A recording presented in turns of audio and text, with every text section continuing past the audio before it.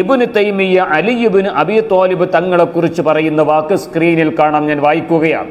മിൻഹാജ് സുന്നത്തി നബവിയ എന്ന് ഷിയാക്കളുടെയും ഖദരിയത്തിന്റെയും ആശയങ്ങളെ പൊളിക്കാനായി അദ്ദേഹം ഉണ്ടാക്കിയ കിതാബാണ്. ആ ഗ്രന്ഥത്തിന്റെ 137, 138 പേജുകളിൽ സ്ക്രീനിൽ കാണാം.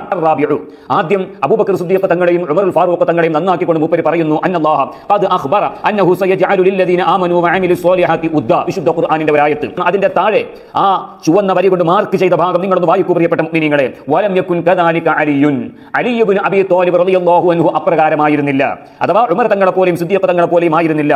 കാരണം ഫഇന്ന കസീറൻ മിനസ് സ്വഹാബത്തി വത്താബിഈന, സ്വഹാബാക്കളിൽ നിന്നും താബിഈങ്ങളിൽ നിന്നുള്ള സിംഹഭാഗം സ്വഹാബാക്കളും താബിഈങ്ങളും കാനു, ആ സ്വഹാബാക്കളും താബിഈങ്ങളും ആയിരുന്നു യുബ്ഗിദൂനഹു, അലിയാര് തങ്ങളോട് ദേഷ്യം വെച്ച് പുലർത്തിയിരുന്നു. ഇന്നാ ലില്ലാഹി വ ഇന്നാ ഇലൈഹി റാജിഊൻ. യഥാർത്ഥ സ്വഹാബിക്ക്, യഥാർത്ഥ താബിഈന് ദേഷ്യം വെക്കാൻ കഴിയോ? നിങ്ങൾ ഏത് മതത്തിന്റെ അനുയായി ഇബ്നു തൈമിയ്യ?